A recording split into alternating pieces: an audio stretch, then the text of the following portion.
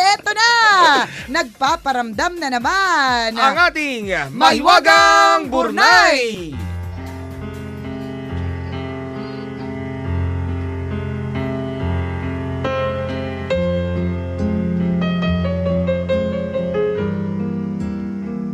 Sabi nung isa nating tambalalisa sa Periscope, bakit daw nasira yung damit ko?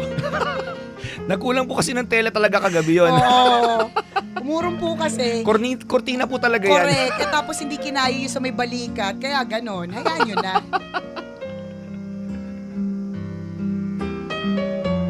Ano ba tawag sa ganyan?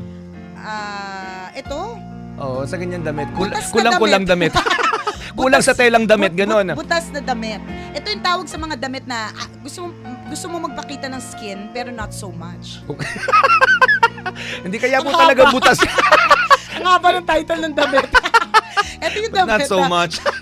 gusto mo magpakita ng skin but not so much kind of damit. Yun. Hindi kaya po talaga butas yan mga kaibigan kasi mamaya pong gabi lalabas po yung pakpak ni Nicole dyan. Yan. Para easy access yung pakpak. Kasi tuwing nagsusuot po ako ng masikip na dress, nahirapan yung pakpak na lumabas because you know, I'm an angel like Netanyahu.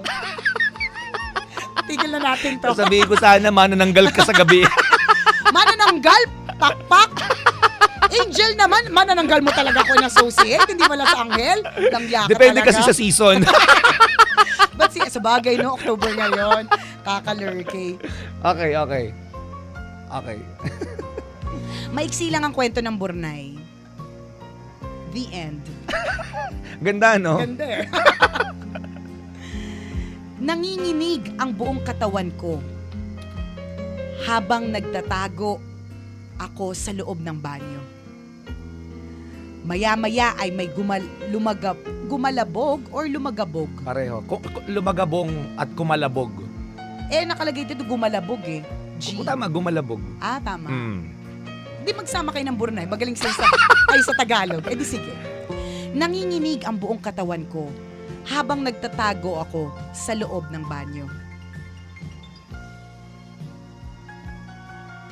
Nawala. Wait. Wait, nasa nala naghang. I'm so stressed. You're all listening and I can't open it.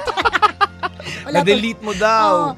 Nanginginig ang buong katawan ko habang nagtatago ako sa loob ng banyo. Maya-maya ay may gumalabog sa pinto na sinundan ng malakas na boses. Emma! Emma! Buksan mo ang pinto! Papasukin mo ko! Sigaw ng lalaki sa labas ng banyo. Hindi ako umimik. Hinigpitan ko ang pagkakahawak sa bitbit kong patalim. Emma! Hindi na ako natutuwa! Buksan mo ang pinto! Hindi ko na mapigil ang sobrang panginginig ng mga kamay ko. Saka na lamang ako nakalma nang mapatitig ako sa kutsilyong hawak ko na punong-puno ng dugo. Ano? Sa sahig ay naroong nakabulagta ang walang malay at dugo ang katawan ni Emma. Ay! Emma! Ano bang nangyayari sa'yo? Papasukin mo ako! Buksan mo tong pinto! Binuksan ko ang pinto.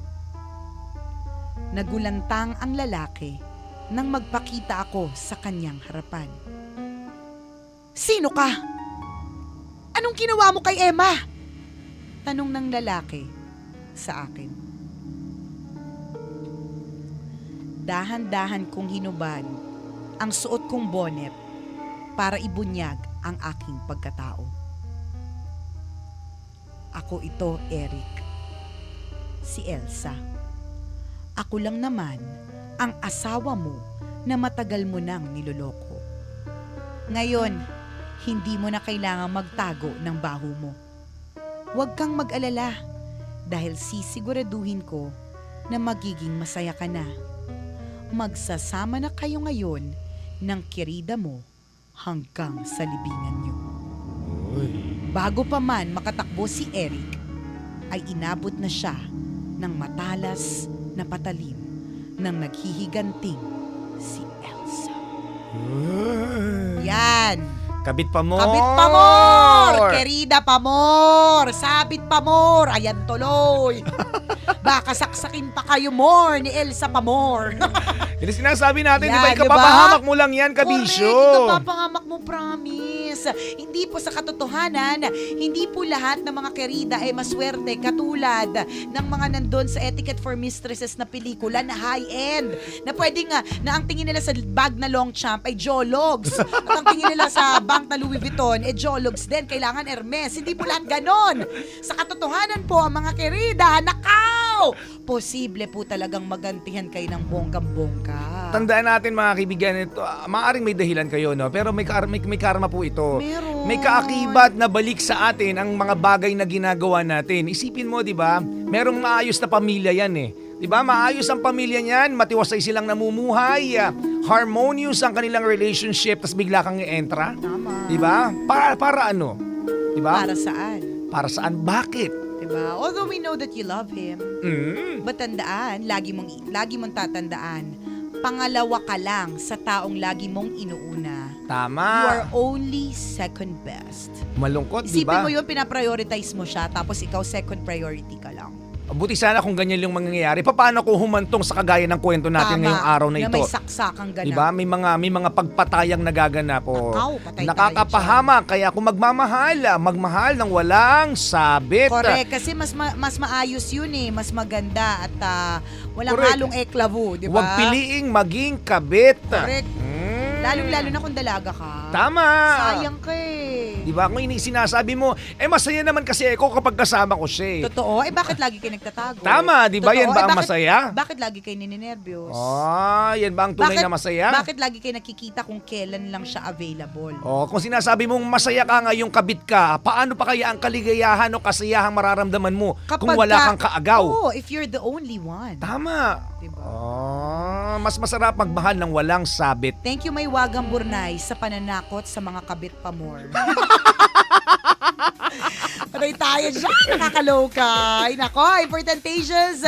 Ngayong araw na ito to smile. Tama. To enjoy your day and to be happy. Maraming salamat mga kabisyo sa pagtutok and thank you for making Love Radio always your number one FM radio station. At habang nariyan kayo mga kabisyo, ang tambalan, walang kalaban, number one pa more. Ako po si Nicole Liala. At ako naman si Cambio Kengres Chuper. Na nagpapaalala, Walang matatag na relasyon sa malanding na determinasyon. Yun!